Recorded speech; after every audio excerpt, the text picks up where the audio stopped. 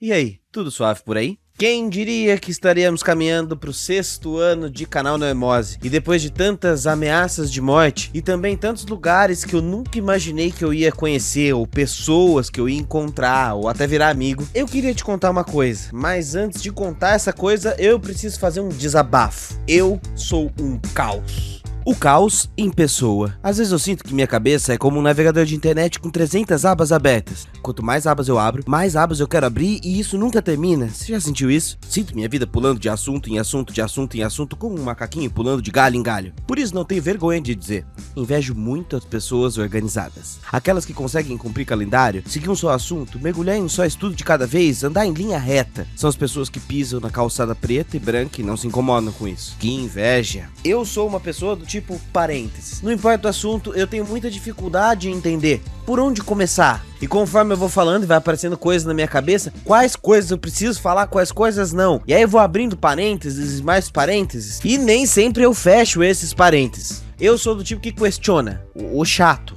O que pergunta onde, por quê, quem, o quê. E eu quero saber onde foi feito, como começou, qual é a história. E isso pra qualquer assunto. Qualquer assunto, às vezes eu me perco horas e mais horas lendo sobre aquilo. E como tudo na vida, isso tem ganhos e perdas. Por um lado, uma mente caótica gosta do aleatório. Ligar o nada com lugar algum.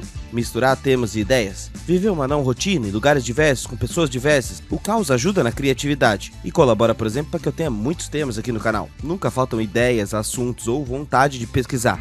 Então, por exemplo, se eu quisesse fazer um vídeo para falar da estética do Noemose, dos algoritmos e como isso dita o meu processo criativo e a forma que eu escrevo os roteiros e faço os vídeos aqui dentro, talvez eu desse toda uma volta que começasse lá na minha infância e todos os meus amigos, para daí sim te contar o tema do vídeo. Mas se o caos ganha algumas coisas na criatividade, ele é péssimo para organização. Para responder pessoas no tempo, para entregar as coisas no prazo devido, sem que eu me perca estudando o triplo que precisa, para cumprir horários, para manter próximo de mim objetos sem que eu perca 6.000 vezes o celular no mesmo dia, e aí eu acho que ele tá no meu bolso.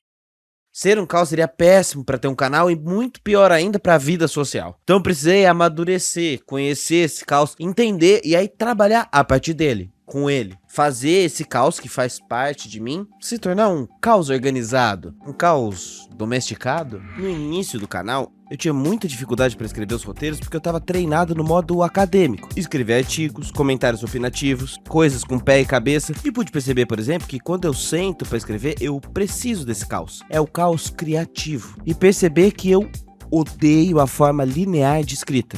É isso mesmo que você ouviu. Claro, as histórias precisam ter começo, meio e fim, é óbvio, mas simplesmente não é assim que nós pensamos ou vivemos. Ou pelo menos não é assim que eu me vejo pensando no dia a dia. Quando um tema surge na minha cabeça, as ideias não surgem organizadas. Elas são livres, associadas por nós, que, acessando aquilo que nós já temos na nossa mente, vamos fazendo as novas conexões. O nosso pensamento se estrutura de forma caótica. Linhas que se cruzam. Uma constituição é linear, mas o jeito que o direito acontece é transversal. As regras de carro são lineares. O trânsito é transversal. Um verbete da Wikipédia é linear, mas ele é cheio de hiperlinks. Transversal. A vida não é linear, a vida é multiplicidade. Por exemplo, cada palavra que eu disser pra você nesse texto é um múltiplo complexo infinito de significados, quer ver só? Presta atenção nas palavras comunismo, capitalismo ou casa da sua avó. Cada uma das pessoas que está ouvindo esse vídeo vai pensar numa figura diferente, numa opinião diferente, num ponto de vista diverso sobre aquilo. E parando para pensar por esse ponto de vista, é um milagre que a gente consiga se comunicar. Cada um está falando uma coisa diferente sobre um fato. Nossa compreensão de mundo não é uniforme nem linear e as coisas também não acontecem desse jeito, apesar do nosso vício humano de tentar organizar e pôr ordem dentro do caos. Agora, aqui na minha escrita e aqui no canal, eu não faço desse jeito não. Aqui no canal eu nunca escrevo o roteiro do tipo, era uma vez isso, depois aquilo outro. Então eu aprendi a escrever em módulos livres, em blocos de pensamento. Como quando pensamos não há começo, meio e fim, o começo da minha escrita é sempre livre, porque penso que num texto linear há perda de sentido quando se estabelece uma ordem hierárquica dos argumentos. Vou desdobrando aquilo sem muita preocupação com pé e cabeça. Eu vou só escrevendo, colocando as linhas transversalmente. Então cada parágrafo que você está ouvindo aqui é escrito de forma quase aleatória e pode ser realocado de qualquer ponto para qualquer ponto. Mas claro, em algum momento eu vou organizar o caos, porque antes de tudo mesmo, Já que eu quero manter essa escrita mais livre e caótica, eu preciso responder uma pergunta objetiva. Quanto tempo eu tenho para esse vídeo ir ao ar? Quanto tempo eu tenho exatamente para escrever? Isso parece trivial, mas muda tudo. Veja, se você entregar um quadro para um pintor, ele pode tranquilamente encontrar defeitos e fazer sua própria obra para o resto da sua vida. We don't make mistakes. We have happy accidents. Porque, claro, conforme ele aprende novas técnicas ou tem novas experiências, ele muda seu olhar sobre aquele quadro e pode ver e desejar novas coisas para aquela obra. O mesmo vale para um texto. Textos não têm fim. Nenhuma escrita termina. Todo texto tem apenas prazo de validade e entrega. E eu aprendi isso a duras penas, atrasando conteúdo aqui dentro. Então, se eu não tiver um recorte do tempo, fica muito mais difícil de se organizar para escrever. Então, para quem sempre pergunta aqui nos comentários quanto tempo eu demoro para fazer os vídeos, a resposta é caos. Caos organizado. Tem vídeos aqui no canal que demoram 3 meses para ficar pronto. Tem vídeos que demoram 6 meses, 10 meses, como foi o documentário da Lava Jato. Sim, eu fiquei 10 meses para escrever e pesquisar para um vídeo de YouTube. Eu gosto, mas escrever 10 meses para o modelo de negócio que o YouTube propõe não é exatamente a melhor estratégia, não é? Imagina se eu lançasse vídeo a cada 6 meses. Seria meu sonho? Seria. Mas em pouco tempo seria o fim certeiro do meu canal, que certamente acabaria enterrado pelo algoritmo da plataforma. Então o que eu fiz? Eu me adaptei. Como eu tenho muita dificuldade de escrever um texto só de cada vez, eu escrevo 4, 5 ou 6 roteiros, de modo com que eu separe quanto tempo demora cada um, para eu poder escrever roteiros mais longos, de médio prazo, de curto prazo, para eu estar sempre escrevendo e pulando entre os meus interesses caóticos, sem que esse canal pare de uma vez. Então tem alguns vídeos que saem em uma semana, como esse vídeo do Império Romano, alguns em 3 meses, tipo o vídeo do Red Pill, outros em 6 meses, como do Léo Lins e do Danilo Gentili, e tem aqueles que demoram mais de um ano, tipo do Brasil Paralelo. Olá, pessoal da internet, tudo bom? Eu sou o Gelo, um dos editores aqui do canal. O Kenji acabou dando alguns spoilers de uns vídeos que vocês não vão encontrar no canal, porque eles estão por vir. Vídeos sobre Léo Lins, Brasil Paralelo, estão sendo preparados e vão estar no ar daqui a pouco, nesse prazo que ele falou aí. Então aguardem novidades. É isso. E esse foi o jeito que eu me adaptei pro meu jeito de escrever, sem que eu seja comido e engolido pela máquina de moer gente do YouTube, mas consiga ainda assim trazer textos novos, coisas que eu consiga pesquisar, que é o que eu sempre gostei de fazer, mas que não é o que a plataforma privilegia e nunca privilegiará. Ok, nunca é forte, mas veja, eu tenho toda a compreensão de que o YouTube não é uma plataforma de estudos. O YouTube não é uma plataforma de aulas. E por mais que tenha divulgação de conhecimento aqui dentro, esse não é o maior foco dessa plataforma. Não para o business, não para os negócios que a plataforma quer vender. Aqui é uma plataforma de propaganda, como em qualquer outra mídia. Eu já falei isso em outros episódios aqui dentro, mas vou repetir. Em toda a mídia, apesar de parecer que a propaganda é uma distração do programa que você assiste, é o inverso. Tudo que você vê aqui dentro é um disfarce para passar propaganda. E eu não tenho como fugir desse modelo sozinho, pelo menos por enquanto. Por isso eu me adaptei a esse modelo. Pautas mais frias, me preparar muito tempo antes para escrever roteiros, até porque eu sei como funciona a política brasileira. Ao mesmo tempo, o mundo é caótico e eu sei que às vezes eu preciso parar tudo porque acontece alguma coisa como foi o PL das fake news e que qualquer coisa ali poderia mudar a opinião pública. E essa coisa da máquina de propaganda é tão verdade que o próprio YouTube usou o seu site na época da PL das fake news para divulgar a sua posição, mas não para explicar e divulgar o conhecimento. Claro, aqui é uma plataforma de reafirmar posições. Propaganda. Por isso que ainda é necessário produzir cortes menores para outras redes, o que exige equipe, tal, mas esse é assunto para outro dia. Resolvida a questão do tempo e sabendo exatamente quanto vou ter para escrever o texto, vou para o próximo passo. Lembrar que eu estou escrevendo para você dentro do YouTube, e você está no YouTube para passar tempo. Ainda que você estiver se informando, você tá aqui para se entreter e eu preciso ter isso em mente. Você não tá aqui para estudar, você não tá aqui para uma aula, você não tá aqui para rezar. Pelo menos a grande maioria tá aqui para nada além de divertir-se e passar um pouco do tempo livre, e para isso se dispõe a me ouvir. Mas tem muitas opções por aí e eu preciso chamar a atenção de alguma maneira. Por que alguém vai clicar no meu vídeo e não em todos os outros? Então vamos dizer que eu queira conversar sobre o problema da máquina algoritmo do YouTube e como isso determina de cima para baixo a estética das produções aqui dentro e em como nos comportamos dentro da plataforma. Se fosse um artigo científico, bastaria eu pesquisar os dados, ler os artigos, encontrar as fontes primárias, uma dúzia de livros, ler as revisões e escrever a partir das minhas pesquisas, certo? Mas imagina se eu lançasse um vídeo assim, despejando os dados e parâmetros acadêmicos, ou se esse vídeo fosse sobre a lógica da produtividade, os fundamentos estético-epistemológicos na construção da narrativa do vídeo ensaio brasileiro no site YouTube. Consiste na transubstanciação da matéria, que julgamos ser a sustentabilidade. É hora de ficar bem louco. Vida, droga. Veja. Ninguém ia clicar nesse episódio, na moral, papo reto mesmo. Nem eu ia assistir essa parada. Ia ter 20 views. Então eu não posso desconsiderar que o meio é a mensagem. É o clichê mesmo, mas é preciso adaptar a mensagem pro lugar que você tá, pro seu ouvinte, pra sua plataforma, pra tecnologia que ela disponibiliza. E é nessa lógica que aqui dentro imperam os clickbaits. Por exemplo, nos primeiros anos de canal eu me preservei muito em relação a isso. Eu me segurava por algumas opiniões meio teimosas, mas eu não sou cabeça dura. Foi depois que eu assisti um vídeo do Veritasium, um canal muito respeitado no YouTube lá fora, que eu saí plenamente convencido de que não tinha pra onde eu fugir. Eu saí plenamente convencido de que não tinha como não ter uma embalagem brilhante que chamasse atenção no mar da economia da atenção. E aí eu aderi ao clickbait mesmo. Desculpa, clickbait dá muito resultado. Eu demorei pra me render, mas hoje eu entendi. Eu não sou produtor de vídeos, eu sou produtor de títulos. Títulos é o mais importante de tudo aqui dentro do YouTube. Aqui dentro ninguém tem obrigação de me ver e eu escolhi estar nessa vitrine. Assim como o pavão tem plumas bonitas para fazer a dança do acasalamento, as marcas capricham na embalagem dos seus produtos, eu também preciso te convencer a cada episódio de que vale a pena consumir o Normose. Então toda vez que eu escrevo um roteiro, eu preciso me perguntar que história eu consigo contar de interessante para chamar a atenção para algo que eu julgo importante. E para isso minha escrita é muito mais pensada como se eu estivesse numa conversa do que numa aula.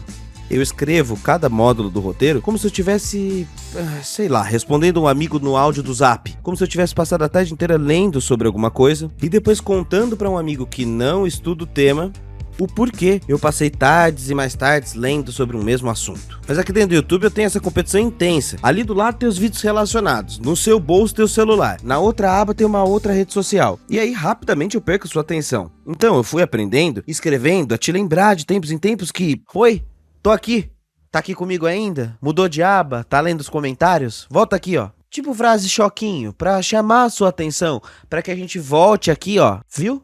Sabe? Olha lá, fiz de novo. Agora, como eu faço isso na escrita e tudo mais, aí tem o molho da casa, se você vai em qualquer restaurante, né? Então, quem sabe em um outro momento a gente revele isso. Mas acho que você já entendeu, não é? Mas o que eu posso te garantir que tem em todo o roteiro do YouTube é o princípio da segurança. Você gosta de sentar sempre no mesmo lugar na sala de aula, sabe assim? Buscamos essa identificação.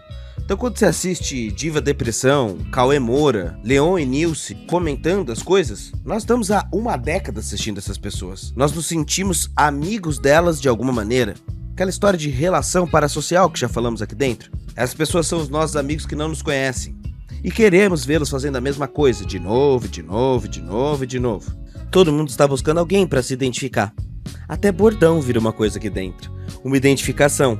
Toda vez que você vê essas cores, essa thumb, essa identificação, essa introdução, essa identidade, o tal, e aí, suave e tranquilo, você se sente pertencente ao código que usamos aqui dentro do canal. E todo mundo faz isso. E é isso que gera a nossa troca. Que toda vez que eu faço um episódio diferente, como em alguns vídeos que eu me arrisco mais, tipo o episódio do Matrix, ou o episódio que eu volto para 2008, eu sei que virão os comentários. Ficou confuso. Preferiu o Normose de antes. Tá muito denso. É só eu sair da fórmula que eu sei que isso vai acontecer. E tá tudo certo também. Formatos diferentes geram estranhamento. Existe uma expectativa sobre os vídeos que eu vou fazer e nem sempre a gente vai conseguir cumprir. Às vezes eu preciso me dar ao luxo de não ceder à ditadura do algoritmo e experimentar algumas outras coisas. Mas todo canal acaba criando seu jeitinho de contar suas histórias e automatizar sua produção para criar essa aproximação com o público. Por que você acha que os canais de react e live explodiram, por exemplo? As respostas são duas: produtividade e identificação. De um lado, não há nada mais genial para a ultraprodução dos algoritmos. Com apenas um produto de 3 ou 4 horas reagindo, você consegue produzir 3 ou 4 episódios para o seu canal sem muito trabalho. os famosos cortes. Depois é essa identificação. Como você tá sempre com as pessoas, produzindo sempre coisas parecidas, isso gera essa segurança de aproximação. E canais assim costumam explodir, porque criam suas próprias comunidades. Pô, pera aí que esse comentário tem que ir pro Luigiverse Awards 2023. Pera aí, cadê? Esse comentário tem que ir pro Luigiverse Awards 2003, comentário dentro do tom. Cadê o comentário original? Olha pro canal do Luigi, por exemplo. Ele sabe usar muito bem esses conceitos de comunidade. São os mesmos samples que ele toca, as mesmas piadas, os mesmos bordões. E isso é incrível, porque criou o tal Luigiverso. Eu sou completamente birutuber, por exemplo, que é quem assiste os cortes dele no YouTube. E também tem o chat tóxico, aqueles que participam das lives ao vivo. E entender isso faz muito parte da minha escrita. Criar comunidades e redes de afeto é o que há de mais poderoso aqui na internet. Aqueles que emulam isso de maneira mecânica, com fórmula, só seguindo algoritmos, caem naqueles clichês mecânicos, que são aqueles vídeos 4 coisas que não sei o que, a quarta vai te surpreender, fiz não sei o que lá e olha só no que deu, e assim por diante. Mas mesmo nesse tipo de vídeo, tá lá a fórmula história curiosa, senso de identificação, comunicação efetiva e afetiva, mesmo no modo genérico. E como é simples de fazer, eles produzem absurdamente muito. E aí, não à toa são os maiores canais do Brasil, porque encapsularam o que era orgânico e ainda respondem à lógica de produtividade aqui dentro. Eu quis fugir dos últimos anos da repetição de conteúdo, o máximo que dá pelo menos, ou pelo menos enquanto dá. Por capricho? Talvez. Por ego? Bem capaz. Talvez porque consumi o YouTube desde lá do começo e fui modulado a gostar de conteúdos assim. Sei lá, mas nem por isso, é claro, eu deixo de ter minhas fórmulas e atalhos que eu fui criando e descobrindo ao longo dos anos, para que eu não precisasse inventar a roda em todos os vídeos e começar do zero toda vez que eu fosse escrever. Quer um exemplo prático do que eu gosto muito de fazer? Eu sou viciado em metavídeos. Metalinguagem é a minha maior guia aqui dentro, e isso acelera o meu jeito de contar uma história. Não entendeu? Eu explico. É assim. Eu tô tentando contar uma história sobre contar uma história, enquanto eu aplico as técnicas que eu tô tentando passar pra você. Quer outro exemplo? Olha a thumbnail desse vídeo de fofoca. É feita no formato de fofoca. Ou esses vídeos de marketing do absurdo, que estão usando a linguagem do absurdo para comunicar. Tipo no episódio sobre o Bertold Brecht, que eu tô falando sobre a importância que o autor dava para dar os textos em fragmentos, para não encarar a atuação com muito realismo e, de repente, quebrar a quarta parede. Oi! Olá, eu não vi que você estava aí. Que coincidência, eu estava pensando em você agorinha. Deve ser sinal do universo. Que bom te ver de volta. Sou eu de novo. Sim. O cara do marketing que apresenta o momento paga as contas. O quê? Você não achou que esse vídeo todo era outra coisa que senão autopropaganda, né? É que assim, você provavelmente ainda não conhece a loja Normose, não é? É porque você já deveria ter sido avisado isso em propaganda, mas não conta pra ele, mas o cara que produz esse canal é um caos. Então a equipe se organizou aqui pra mim, o cara do marketing, ler esse texto e poder te explicar o que tá acontecendo. Nós desenvolvemos aqui na equipe uma maneira de resolver o dilema. Como vender um produto sem cair num consumismo vazio e virar o que nós mesmos criticamos, mantendo todo o processo dentro da nossa equipe durante todo o desenvolvimento. E assim, a nossa loja ter a nossa arte, com a nossa tiragem, a nossa cara. E aí vieram as camisetas Normose, o nosso kit de meias Normose, ou as meioses, normeias, do Burnoutinho. Você conhece o Burnoutinho? Pra isso colocamos até o coitado do Kenji pra tirar foto posando, que ele odeia, mas pra gente ter esse ensaio bonito. Só isso aí vale você olhar nossa lojinha, vai? Até porque, para encerrar nosso ano, estamos lançando mais uma estampa novinha, Momotaro, uma lenda japonesa que todo descendente ouve desde pequenininho na casa dos avós, e aqui vai a nossa lembrança e a nossa saudade para nossos batians e ditians. Então, se eu fosse você, eu aproveitava nossas últimas unidades, corria lá pro nosso site, o normose.co, para aproveitar a promoção de lançamento e... Opa, parando o vídeo aqui rapidinho para fazer um convite de última hora. Na terça-feira, dia 12, a gente vai fazer uma live fechada só para os assinantes do Catarse, pra gente finalizar o ano mais juntos. Então dá tempo de aparecer se você quiser. Agora sim, você deve estar me perguntando, ufa, finalmente chegou a hora de escrever? Não. É hora de fazer nada. E eu sou particularmente muito bom nisso. Procrastinação. Mentira, ócio criativo. É nesse momento de pesquisa e produção do texto que já começa a parte visual do nosso vídeo. Como já falamos 1500 vezes aqui dentro, a estética é muito importante para nós, para poder fazer política. A estética é o único jeito de fazer política e assiste a série aí. Entendemos estética como disputa política, sobre pluralidades. Nós ganhamos na multiplicidade estética, nas múltiplas visões sobre estética que se juntam em comunhão e não em autofagia, não em única estética. Mas nós, aqui dentro do Normose, construímos a nossa, que demonstra os nossos valores, construídos junto de você, da nossa comunidade. Então, em resumo, a nossa estética pode ser definida por um conceito: cultura do remix. Cultura do remix, um termo para representar uma sociedade acostumada a compartilhar, transformar e editar obras previamente conhecidas e protegidas por direitos autorais, inseridas num contexto de criação do novo, a mistura criando um terceiro elemento, como colagens, recortes, pedaços de vídeo, criando uma identidade que misture nostalgia, tecnologia, a partir de elementos visuais, como vídeos antigos, GIFs, glitches, 3Ds, que vão compondo essa identidade normose. Para representar o passado, escolhemos em cada frase do vídeo texturas materiais, colagens, filmes analógicos ou digitais, e elementos visuais que compõem uma diversidade tecnológica ou audiovisual e que demonstrem o problema analisado através das imagens, a tal da metalinguagem, lembra? E aí, se os vídeos tiverem cenário, como é o caso de alguns episódios, tipo no vídeo que eu volto para 2008, misturar o moderno e o contemporâneo, o sombrio e o claro, fazendo bruxaria, porque sempre temos pouco orçamento para fazer essas coisas, e construir tudo que eu falei fisicamente. Aí temos mais uma etapa em ação, e para grudar esses dois opostos, passado e presente, completamos a nossa identidade com a psicodelia das cores e das formas. Para pensar e lidar com o contraditório, precisamos extrapolar as normoses, as portas de percepção. E aí a gente brinca visualmente com ilusões de ótica, cores surreais, abstratos líquidos, formas distorcidas, e acho que a melhor definição disso tudo junto continua sendo a do Thiago Santinelli. Fala, seus lixos! Caralho, o que eu gosto muito dos vídeos do Normose é porque, assim, são ótimos vídeos pra você assistir, pra aprender. A didática dele é muito boa, a edição é boa pra caralho, mas são vídeos ótimos também pra você assistir muito chapado. Não tem nada melhor do que você ter um aprendizado enquanto você está se drogando. Agora sim, chegou a hora de escrever. E eu nunca vou esquecer de uma lição poderosa de um professor da faculdade que citava Drummond. Escrever é cortar palavras. É contraintuitivo, mas escrever bem não é escrever muito. Falar muito é fácil. Difícil é escolher o que vai dizer. Isso sim é um exercício de desapego textual. Baixar a bola e saber seu lugar. Aqui no YouTube eu não vou derrubar o capitalismo, fazer a revolução em um só episódio. Eu não vou passar todo o conhecimento sobre um assunto numa série de vídeos. Até porque eu não tenho todo o conhecimento sobre nenhum assunto. O que eu tenho são 12, 15, 28 minutos ou um pirula de duração que seja. Esse formato tem suas limitações. Nunca vai superar um livro, uma leitura, um estudo contínuo ou uma troca presencial em movimentos. Eu tô aqui só para plantar sementes. Eu tô aqui só para estimular a leitura. Então o que eu costumo fazer aqui dentro é escolher um recorte de um assunto e aplicar um conceito. Mais do que isso, seria a hora de escrever livros. E talvez chegue esse momento para mim em alguma hora. Mas não agora. Agora eu faço vídeos dentro de uma plataforma de entretenimento e propaganda. Então o que eu posso gerar dentro desses vídeos?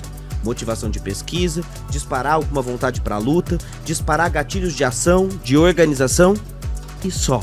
Estamos aqui dentro de uma plataforma de emoções. E o que eu posso gerar com os meus vídeos são emoções. E isso é uma pergunta importante para qualquer vídeo que eu escrevo. O que eu quero gerar em quem vai assistir?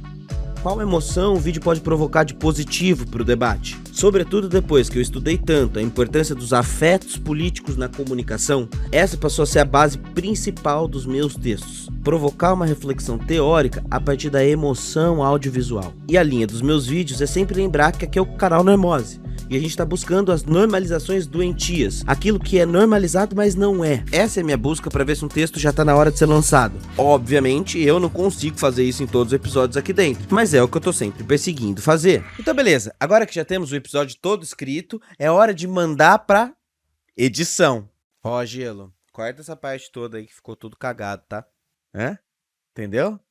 Metalinguagem. É para esses erros que vem a hora da magia. A edição do vídeo. 15 a 20 dias de doses intensas de uso de tóxicos intensos e muita música eletrônica?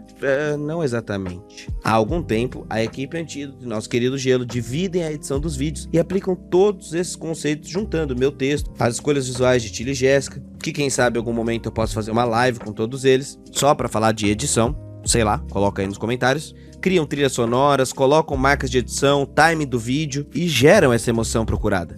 Sem a edição, sem trilha, sem nada, isso aqui é um grande audião no Zap, completamente entediante e sem graça. Então, essa foi a maneira mais sincera que eu encontrei de mostrar como é o meu processo de pesquisa e de escrita e passar aquilo que eu tô sentindo num texto. Por favor, isso aqui não é uma fórmula, tá? Eu aposto que cada um que produz conteúdo criou a sua fórmula e as suas etapas de criação de conteúdo, e fazer uma coisa ou outra não garante que o seu canal vai fazer sucesso nem nada do tipo. Acreditar nisso é uma visão muito meritocrática, empreendedora da coisa. Muito do que eu fiz pode estar certo e muito do que eu fiz pode estar errado, e a grande chance de nada disso dar certo porque ainda tem o fator sorte. A maioria dos canais também teve esse fator sorte para dar certo, inclusive aqui dentro do Normose. Bom, mas no geral, essas são as etapas, exceto quando não. E aí esquece tudo isso que eu falei pra cima, esquece tudo. Em vídeos urgentes, como o do PL da Fake News, tudo muda. Aí eu preciso questionar menos a minha escrita, aí não tem tempo de descanso, massa do bolo, nem nada dessa besteirada. Aí é loucuragem porque tem data pra acabar e a data de entrega é ontem. E aí é lógico, pra funcionar na lógica do algoritmo e tentar influenciar na opinião pública, as coisas têm tempo. E eu não tenho uma estrutura como o Google teve para usar a sua máquina de propaganda. Aí vai na estrutura bloco do eu sozinho. Aí eu keep. Não dá pra contar com as outras pessoas pra varar de madrugada comigo. É óbvio. Então, passo eu a madrugada sozinho, lendo, produzindo, gravando, editando, tudo sem parar o máximo que dá. E nesses casos o texto até que sai direitinho, porque é o primeiro a ser feito. Mas é lógico que aí nesse caso a edição tem vários bugs. Por exemplo, nesse vídeo aí do PL das Fake News, teve muita gente que achou que tava tendo algum tipo de censura e tudo mais, porque tinha corte nos vídeos. Não, a censura era do meu cérebro. Bug, cansaço, não aguentar mais trabalhar varado. É mais isso mesmo. Agora, eu não tô contando isso com nenhum orgulho, nenhuma romantização, nem nada do tipo. É o preço do sucateamento dessa plataforma. Isso não é nada bom. Essa ideia de trabalhar sem nenhuma garantia do amanhã para um chefe algoritmo que te bloqueia e faz coisas sem nenhuma transparência, não tem nada de glorioso. Apesar de ser meu sonho comunicar no audiovisual, eu não vou romantizar essa parada que a gente vive hoje. O YouTube é uma vitrine disputadíssima e o campo aqui é selvagem. Se ilude quem acha que é possível fazer milhões com as redes se você não estiver no topo da pirâmide. É como no futebol. Você olha pro Neymar fazendo milhões e acha que qualquer jogador de Série C já é rico. Eu sou um Série C quase D. Sou um profissional, sustentado pelo meu time de apoiadores, tô vivo, crescendo na carreira, mais um mero jogador de Série C que precisa fazer bico por fora para complementar a renda. O Felipe Neto faz milhões aqui dentro porque posta 30 vídeos por dia com milhões de visualizações e ainda tem outros negócios. O Casimiro tem 2 canais, agora lança Casé TV, tem cortes que saem aos milhões em todos os lugares.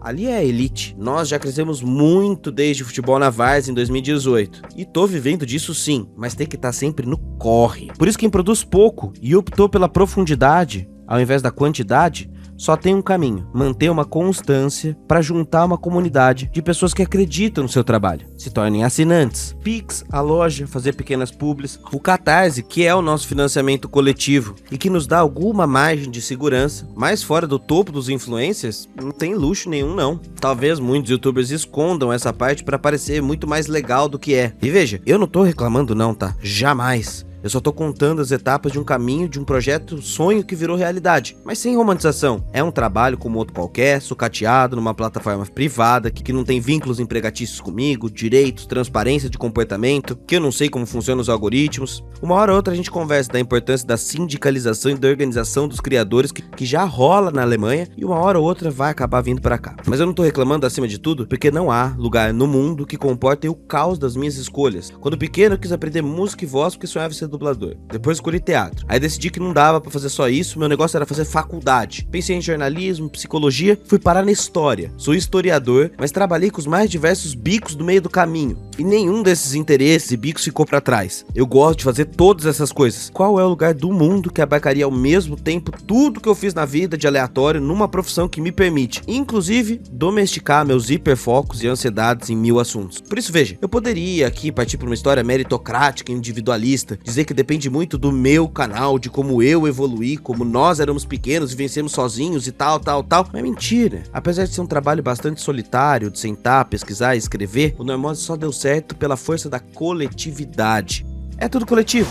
quando algumas poucas pessoas chegaram nesse canal quando ele era nada, pouquíssimos inscritos, e acreditaram, divulgaram, até que alguém maior conheceu e acabou alavancando meu trabalho aqui dentro. Quando um pessoal acreditou ainda no início do Normose que era possível contratar uma pessoa para fazer um documentário sobre a Lava Jato. O pessoal do Petroleiros mudou a minha carreira dali em diante. Quando uma comunidade passou a me apoiar financeiramente com o meu Catarse e passou a mudar a minha vida para viver só da produção de vídeos. Mas nada disso foi sozinho, entende? Foi em coletividade. Essa história de faz sua carreira sozinho, meritocracia, é besteira ideológica.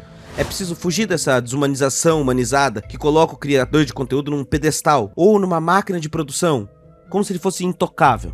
Um ser que não erra ou que não evolui e não aprende, que é tratado como um personagem estático do outro lado da tela. E eu sei que agora com o rosto havia chances do culto à personalidade, que tentamos fugir ao máximo aqui no canal. Não dá pra esquecer desse problema. O vídeo aceita qualquer coisa e passa impressão de verdade. Se eu falar com convicção que a Terra é plana, ou se eu mostrar os dados que a Terra não é plana, o vídeo grava do mesmo jeito. Então, eu faço vídeo ensaio. Eu não tenho a verdade absoluta. Não é pra ser repetido como um papagaio. Eu tô colocando as minhas ideias à prova, mas não como teoria verdade. Não acredite demais na produção de conteúdo. Não acredite demais em nós que criamos vídeos aqui dentro. Cheque nossas referências e fontes. Cheque nossas leituras. Então, sobretudo, tenha pé atrás com quem demoniza autores, crucifica leituras diversas e não estimula sua pesquisa. Vídeo aceita qualquer coisa. Vídeo aceita, inclusive, gurus em qualquer área do conhecimento. Mesmo a área do conhecimento que concorda com você. É assim que é feito um vídeo do Normose. Ao longo desse episódio, eu acabei fazendo mais um metavídeo, e dessa vez mais do que nunca. Esse foi um vídeo sobre um vídeo, um episódio sobre um episódio. Falar da estética da estética.